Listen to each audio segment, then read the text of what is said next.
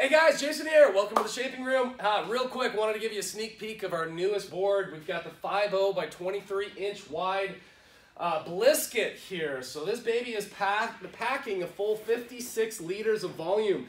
We had the opportunity, the pleasure to work with a real cool surfer out of Montrose, Colorado, Todd Gardner, and Todd came up with the name BLISSCUIT for this board, which I think is perfect. It's just a real cool, classic, biscuit-shaped outline of a surfboard. So this is packing that 56 liters into a very agile river surfboard. So yeah, sneak peek. Let me kind of give you a breakdown of some of the features here. So you got the side carry handle here. I got the automatic Gore-Tex venting Gore-Tex vent, which is your insurance policy against potentially overheating that real lightweight EPS foam core that we build all of our Armalite boards around. Let's see, you've got our drop rails that have become very popular on other models such as the Cleaver or the drop rail Scud that we've been building for a number of years now. You've got this tail, pro style tail, just a lot of pop, a lot of extra drive versus a rounded over tail. Still, the surface area of this board is still very wide and maximizing that surface area. However, real rounded. We did a lot with the bottom contours on this board. Real rounded front end. You got the perimeters of the board. Still, the roundness or the V is continuing to about midpoint of this board. We got a single concave going down the middle. That transitions into a double concave just forward of rear foot, out of V out the back. So what that's doing, the lift generated by the single concave or the concaves through the center of the board, the water is channeling down the length of the board, hits the double, wants to spread out, spreads that channel out the V, creates a real light, loose feel, real balanced board. The aspect ratio of the width of the nose and the width of the tail and the volume just seems perfect. And I had the opportunity of riding this board a couple times over the last few days, and oh man, this board really wants to turn.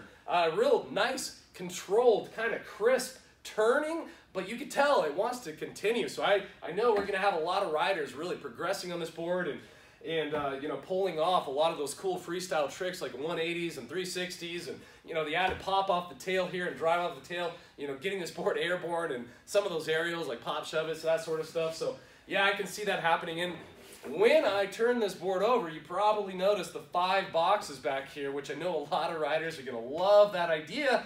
Just gives you a lot of options, right?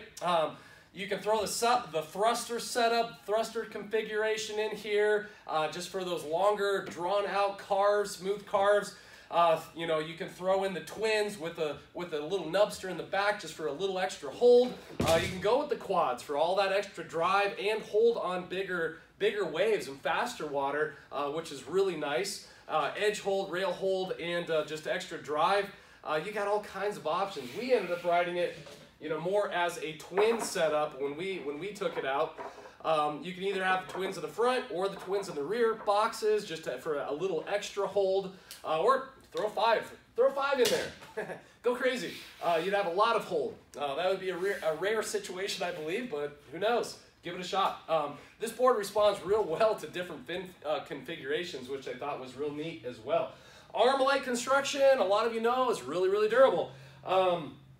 We figured out how to use Armalite and the chemical formulation of Armalite and all the different composites that go into these boards on surfboards, making them, some of the most lightweight, high-performing, very durable boards, durable enough for river situations.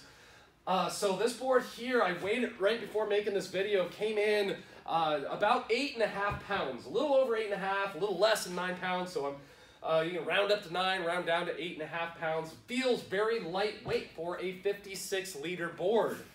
So yeah, real happy about that. A lot of flotation. So anyways, there you go. Thank you for checking it out. You got the drop rails on here. I think I already mentioned that. So before I tend to get a little long-winded before I do that, I'm going to cut it off right there. Thank you so much for your support. Over the years, as a small business trying to do big things, that means a ton to us. And if you have any questions, we custom size boards. This board being 5.0 by 23, I wrote it. I weigh in at around 195, 200 pounds. Last night I had a wetsuit on, so I was probably pushing a little closer to maybe 205. I run it in some pretty small aerated stuff at 205 pounds. My brother weighs in at 170, so you know he did a little bit better in the real small stuff or the shoulders or whatnot. I think that this size, definitely going to throw this up on the website. Going to be a very popular size for a lot of riders. But then maybe a 5'5" by 24 is what I'm thinking. A 5'5" by 24. That will bump the liters, the buoyancy of this board up to about 65. Don't quote me on this. I'll make sure it's accurate when I throw it on the website, but it'll probably bring it up to like 63, 65 liters. Just give it a little extra versatility, be a little bit better for larger riders or really small conditions, or transitioning from what's normally considered a sup surf or paddle surf wave to prone surfing. This board's going to be perfect for that. So anyways, there you go.